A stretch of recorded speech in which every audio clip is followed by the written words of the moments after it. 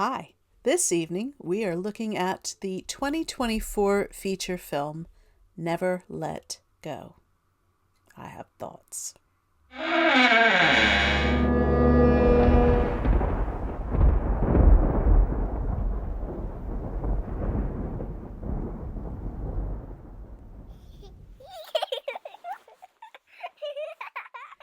Right, so yeah, Never Let Go, directed by, and he's a French director, so apologies if I mispronounce the name, Alexandre Aja, Aja, is how it's spelled.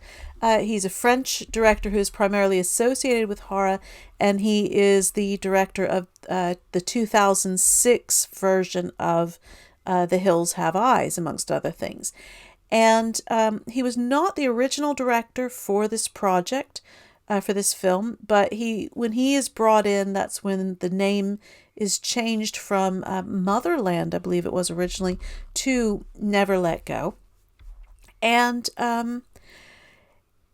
yeah, so just to give you a little bit, I'm going to be as spoiler-free as possible here, because as I say, I have thoughts. Now, the film is about, so it's set in the mountains. We don't know at first where. I missed a couple of the exact sort of things, but I was suspecting something along the lines of its location. But some people on IMDb have said that they can see, I could not see this, that little details later in the film and at the end of the film show that this story takes place in the region of the Smoky Mountains, which is part of the Appalachian Mountains, the Appalachian Mountains, depending on how you prefer to pronounce it. So we're talking about East Tennessee, Western North Carolina. And I know this area well. A lot of my family is from East Tennessee. So although I did not grow up in the mountains, and frankly, neither did most of my family. Some, I think, but not much, and certainly not more recent generations. But that doesn't mean we're not aware of the folklore. And as someone like me, I'm very interested in and have a real soft spot for the folklore of Appalachia. And again, that is important. I will come back to that people have noticed these little details that say that this is set in somewhere in the East Tennessee, Western North Carolina region, probably Tennessee, because one person has said that some rescue people, the badge on their shoulder mentions Sevierville, and Sevierville is very definitely in the Smoky Mountains of East Tennessee. Sevierville, Pigeon Forge. This is actually the part of the world where Dolly Parton is from. Others as well, but she's probably the one most people will have heard of. And as I say, that's going to be important, but I don't think the director quite realizes that. I'll come back to that. Now, the story almost entirely centers around a woman and her two sons, who are twin boys. They are about, from what I can tell, they're meant to be about sort of 10, 11 years old. They're still boys. They don't seem to have really hit puberty yet. They're still boys, but they're not little boys. So I would guess they're probably meant to be about 10 or 11-year-old boys. And the three of them live in a cabin in the woods, which is never a great thing, but that's where they're living. And everything about this sort of places it anywhere from the cabin itself, the things in the cabin, at least as we see it in the opening part of the film. It could be anywhere from sort of the late sort of 1800s, sort of 1870s, 80s, up through the 1930s, so the Great Depression era, except Their clothing tells us that this is actually later. And some things will come along, without giving away too much, some things will come along to indicate to us that, in fact, it is set in the present day. But these people are living entirely off the grid. So that means, no electricity, no, any of that sort of thing. They're living a very, primitive existence compared to the rest of, the modern world.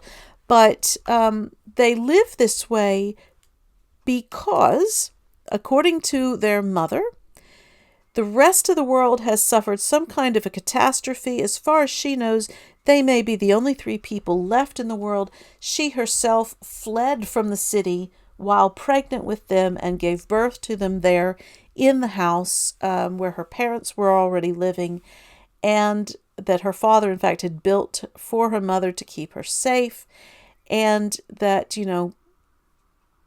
there something terrible has happened. But that all of the world is gone and they are stuck there. And it's worse than that, because not only are they cut off from the world by some catastrophe, according to the mother, but they are also constantly under threat from some kind of malevolent force that is in the woods, that manifests in all kinds of sort of strange ways where it can mimic different people. Only the mother can see it. The boys don't. And she says, how thankful she is that it's only she who can see the terrible things. And the only way to stay safe is either to be in the house, and that includes on the porch of the house, or attached to a rope that is tied to within the foundation of the house. By being tied to the house and never letting go of that rope, hence the title, you are still protected so long as you are tied by a rope to the house. And they have, as a family, the 3 of them have all these little rituals, and little prayers, enchantments. It's kind of hard to say what exactly this is, but they have this little ritual about when they tie the ropes on before they leave the porch, what they say. They have all these little sort of rituals, and when they go out, and this is very early in the film, they go out hunting and foraging. It's because they're running out of, their stores are running low. They do have a greenhouse where they grow food. They do seem to have some beds, raised beds and stuff where they're growing food, but they're also very dependent on any other food that they can find, whether that is plants, mushrooms, things like that, grubs, small frogs, squirrels, anything that they can get. And at one point early on, and this is quite gross, we actually see one of the boys catch, and it's still alive, a very small sort of tree frog type frog. And, it is still alive, and he just pops it in his mouth and eats it, and sort of like, like, oh, okay. So they've grown up this way. They're very used to it. The mother has adapted. She's worried about the boys. She's worried about herself as well, because she's obviously the only one there to take care of the boys. And, she takes it very seriously that they have to do these things that really make sure that whatever this thing is out in the woods cannot get into them. If it touches them and they don't have on the ropes, it will possess them, and then it can get into the house and hurt the rest of the family. She apparently has actually had to kill her own parents and the boy's father because of this very issue, to protect her children and protect herself. And so it is, they are living in a very, very dangerous situation. So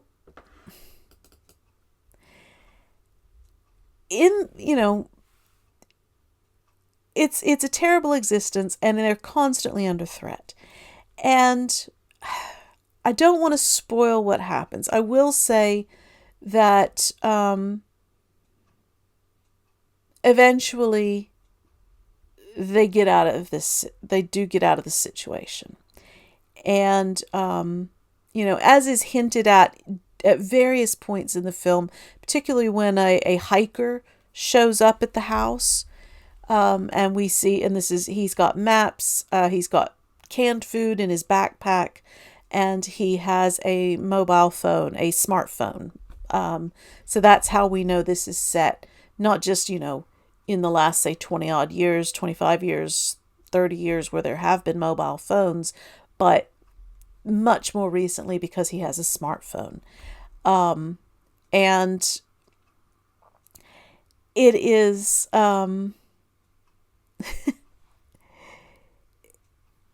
they do get rescued. Okay.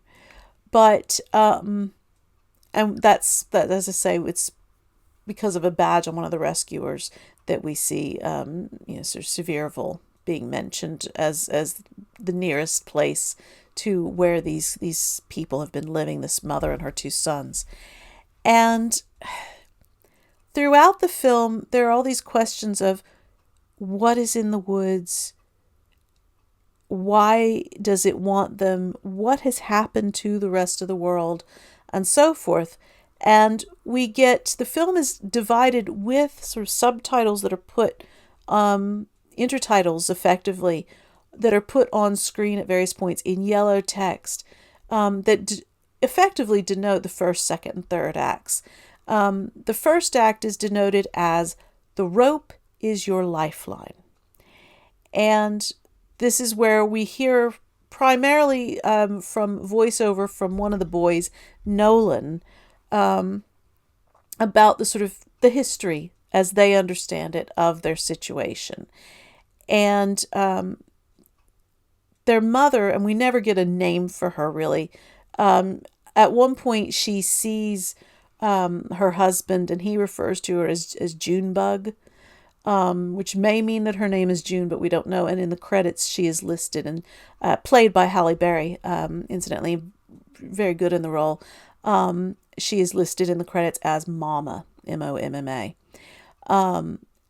And then we get to, so this is how we learn about how they have to live, the sort of backstory of why they have to live as they do.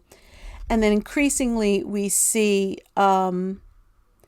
that they're running out of food. And this is done, very effectively and creatively, that they are running low on the stored food that they have. And this is when we get to the second act, how will I feed my children? Okay. And we learn, and we get a song being used, I think symbolically here. It's an old song that they're able to play on a record on a wind-up gramophone. It's called The Big Rock Candy Mountain. Some of you may be aware of this song. I won't sing it, but the words basically are, I won't go through the whole song, but the main part of the words are things like, in the Big Rock Candy Mountain, there's a land that's fair and bright, where the handouts grow on bushes and they sleep out every night. So basically, it's a metaphor for heaven. It's a kind of hobos, drifters heaven. I believe a song written during the Great Depression, certainly popularized during that period.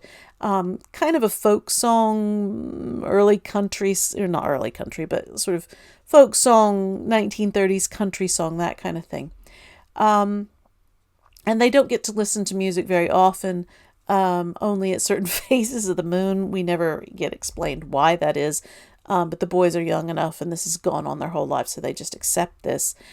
And but I think, because that the Big Rock Candy Mountain as a song comes back a couple of times, that this is, they are starving, they are in desperate straits, and that's going to inform the entire second act of the film, is how do we survive this? How do we get enough food to survive through to the growing season? And, they're finding it harder and harder to get out there on these, even using their ropes, they're finding it harder and harder to find things. And at one point, Mama ties all three of the ropes together to make one extra long rope to go out and try and find some kind of sustenance for the family. And at one point, the boys amongst themselves sort of discuss, Nolan says, what if we just, go a little ways from the rope, and if we see anything, we can run right back to it. But, we need food. And, his brother, Sam, is, no, we can't do that. It's too dangerous. And Sam seems to accept things much more completely. Nolan is beginning to question the rules. He is beginning to question why we do this, what's going on, that kind of thing. And it's during the second act that we find out that the family has an old Polaroid camera. She shows them a few pictures of themselves, and she says, we have one picture left, and we're going to save it. We really want to save this to tell a story. Okay. But she also then segues from telling them about the Polaroid camera and why they need to save that one final picture that they have. She starts talking about how they're starving, and that pretty soon, if they don't get anything to eat, their bodies are going to shut down, they're going to die, and the only way to survive is she's going to have to slaughter and butcher and cook their dog. The boys are obviously very upset by this, Nolan in particular, and I think this is the moment where he really begins to change. He really begins to question. And, Samuel, he goes along with the mother, but Nolan is furious. And at one point, he even manages to cut Junebug, Mama's rope, and trap her in the greenhouse after he's gotten the dog out, because she's hesitating. She doesn't want to do this either, but she wants to feed her children more than she wants to keep the dog alive. And she tries to do this as kindly and as lovingly as possible. She's going to do this, but like I say, Nolan gets the dog Coda away from her. And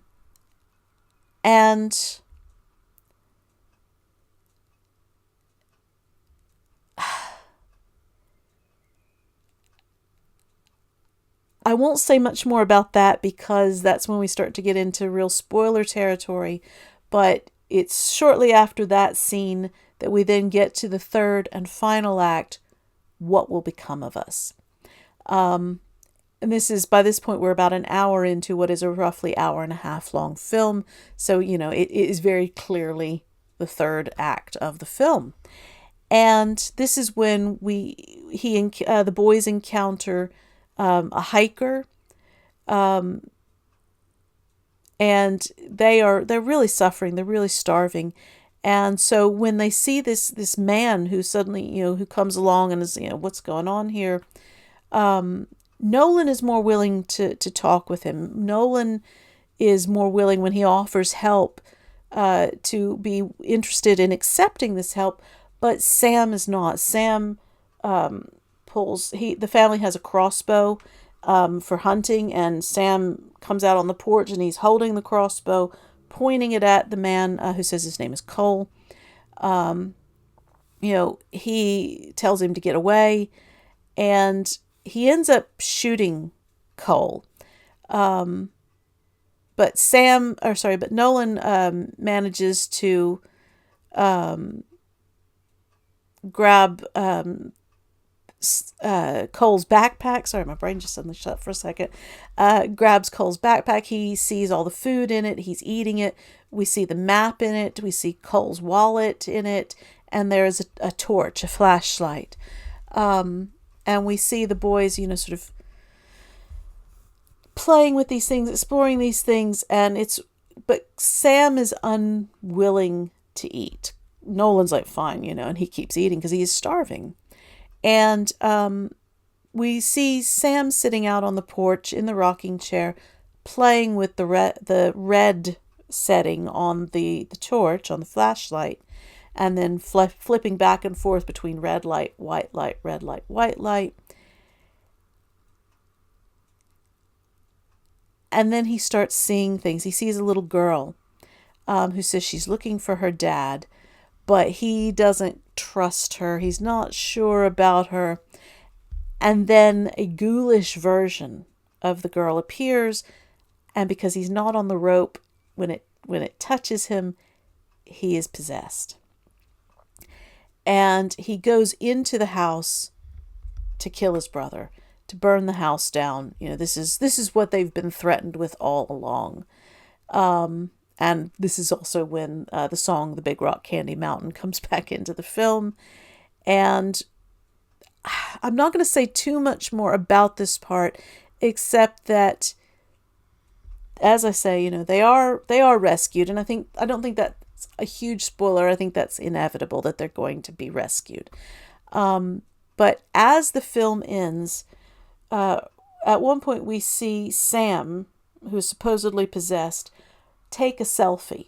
Okay, I'm not sure how he knows about selfies, but he holds the camera, the Polaroid in front, takes a selfie of himself, and at the very end of the film, we see the selfie.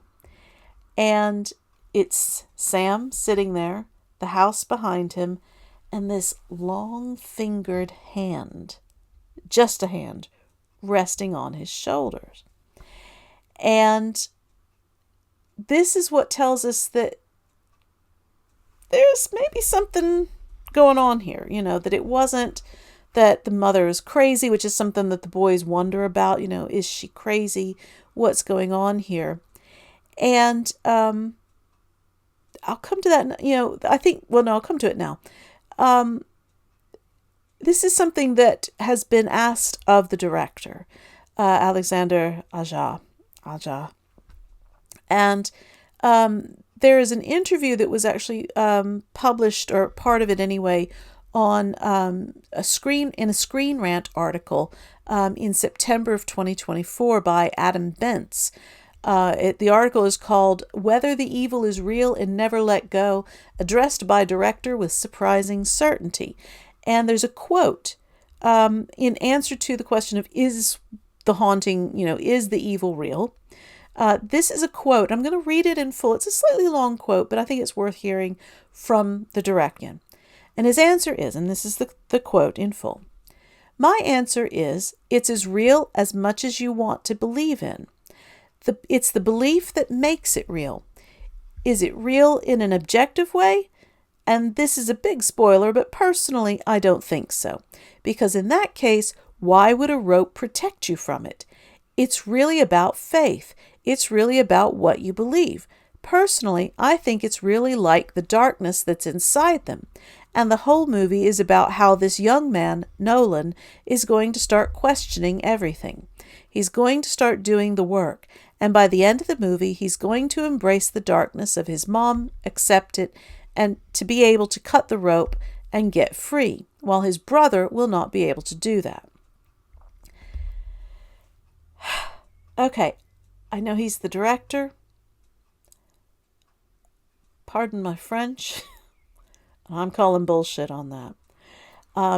I don't think it can be subjective. First of all, when we see the photograph with the hand, this very, very strange, long-fingered hand on Sam's shoulder.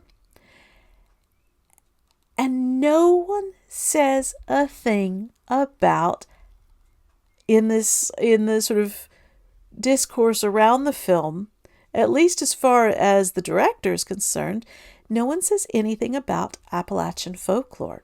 Now, I think that's really important, and I'm wondering if the director just is ignorant of Appalachian folklore, or, assuming that there is no such folklore. Because, in fact, if you know anything, and I won't go into all of the stuff about Appalachian folklore, because there are lots of videos out there, lots of blogs out there, articles, all kinds of stuff. There is a mountain of stuff if you are interested on it, and it is creepy stuff. It is scary. The Appalachian Mountains are, I believe, they are amongst the oldest, if not the oldest, in the world. It's one of the reasons why they're more sort of ground down than, say, the Rocky Mountains, the Himalayas, mountain ranges like that. It is because they are so ancient that they are more worn down. And that particular part of the mountains, the sort of Smoky Mountain region, which is where Sevierville is, which is apparently the nearest town to where Sam and Nolan and Mama have been living for all these years. That is East Tennessee, and they may even be living in the Smoky Mountain National Park region, which I think you could do quite easily because there is so much area there that is practically or actually inaccessible by vehicles other than, say, helicopters or, specialized smaller sort of all-terrain bikes and things like that. You could certainly hike, but, this is deep in the mountains from what we can tell. And there are all sorts of folklore that go right back to groups like the Cherokee, who originally are amongst the oldest inhabitants of this region. I think there were tribes before the Cherokee come in, but they are certainly the ones who are there for quite some time when the first white settlers first start coming into this part of the world in the years before the Revolution. Sort of 1760s, I think, is when you start seeing more white settlers moving into this area. And I won't go deep into this rabbit hole, although I could, and it would be so much fun, and you would not sleep at night, and neither would I. But I will give you a few little bits because I think these are the ones that are most relevant to this film. One of the things that happens is this in the story is this evil force that is threatening the family. One of the things the mother warns them early on that it can do is mimic. It can look like whomever it wants to, not quite 100% right, but pretty darn close. It can sound like whoever it wants to. It is a mimic, okay? And there is all kinds of lore about mimics far and wide, and these are inherently dangerous, threatening figures. And because of this, there are rules in Appalachia, especially once it starts to get dark. If you hear someone in the dark call your name, no, you didn't. It's trying to lure you. If you think you see someone out there, no, you didn't. Walk away. Ignore it. Do not acknowledge it. Don't whistle after dark, outside or inside, because something will whistle back. Shut your curtains at night so that nothing can see in the windows at you. And then that photograph at the end, as I say, with that hand that's sort of coming around. I can't quite do it to myself, but those long, strange fingers. I couldn't help but think of a folkloric figure called Spearfinger. Okay? Not 100% exact, but pretty darn close. And Spearfinger is essentially a shapeshifter, obviously incredibly evil with very long fingers, the index finger in particular, and they use that finger to cut open their victims and eat their livers. Usually she appears as an old woman, but can appear as whatever she likes. And once she gains access to a home, which usually she does by killing a child and eating the child's liver, then shape-shifting into that child so that she can gain access to the child's home and family, she can then kill the rest of the family and eat their livers.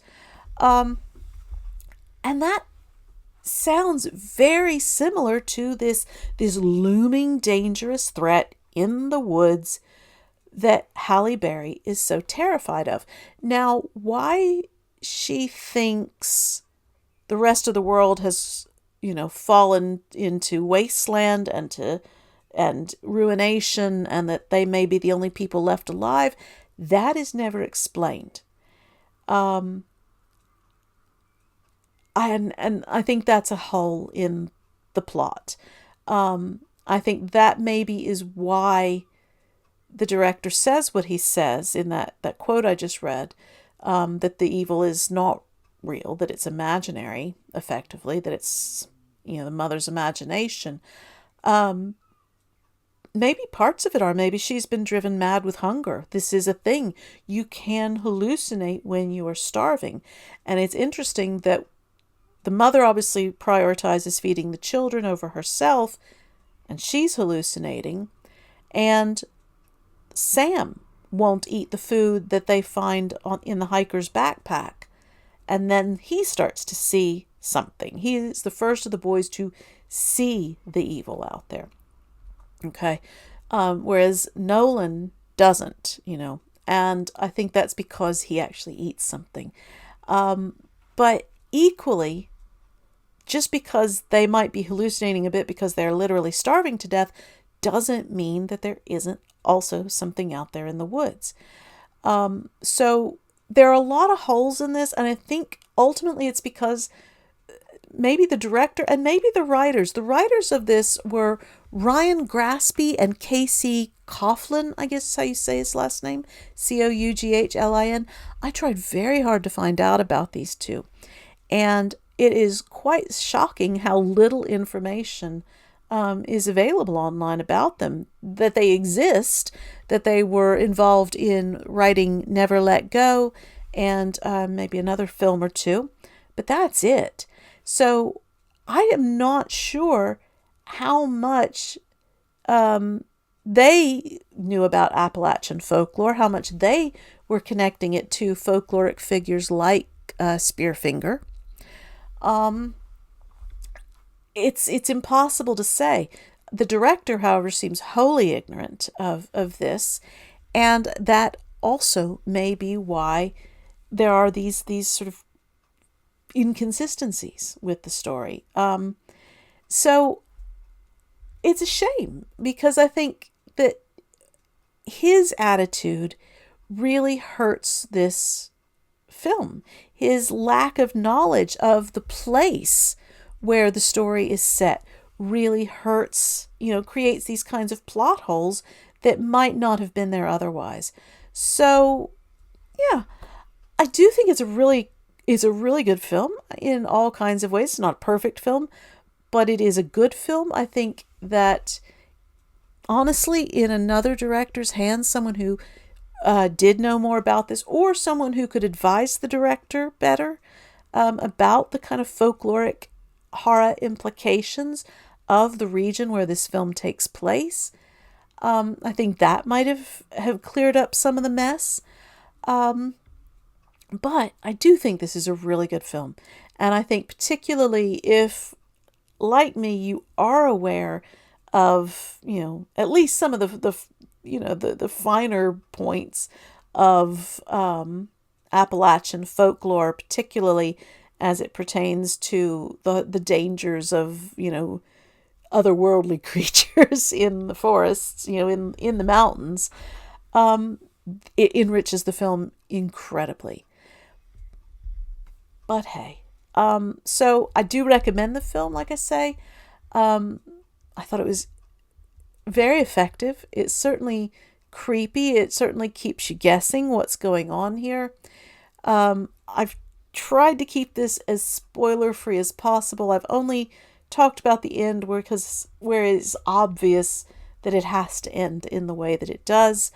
And I think from pretty early on, it's obvious that it's got to, because it is kind of a classic way to end this. And it's, more or less hinted at if you know what you're looking for. But I think either another director or a director who is made more knowledgeable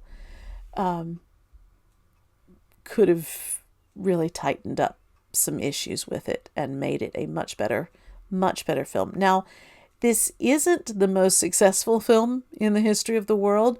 According to the Internet Movie Database, IMDb, the budget for Never Let Go was an estimated $20 million, but that as of the time summer 2026, when I'm recording this video. Its worldwide gross is just under $17 million, and which means it's not yet broken even on its production costs. And it gets a 5.4 user reviews with 20,000 reviews. Now, Wikipedia actually says, its Wikipedia page actually says its worldwide gross is 21.8 million. I have seen instances where Wikipedia actually updates these figures more quickly than IMDb, which is weird to me because the industry uses IMDb. So I don't know which of those figures, whether it is still at a loss or whether it has just managed to pay for itself. But it is a shame, and I think a more tightly, as I say, a sort of, more thinking about this film, more knowledge of Appalachian folklore on the part of those making the film, particularly the director, and the problems that would have solved, as well as better advertising, quite frankly. Because this is a film I would have definitely gravitated toward had I heard about it, but I didn't until quite recently. I've obviously heard of it. Now I've seen it, but only pretty recently. I actually watched it on Netflix here in the UK. You can look on IMDb and see where it's available where you live. And I do, like I say, go watch it. I'd love to hear your thoughts on it. What do you think's going on with the film? And what you think about what I have to say about the director's comments on the film. So that's all for now. Have a good rest of your evening, and sleep tight. Don't let the nightmares bite. Bye.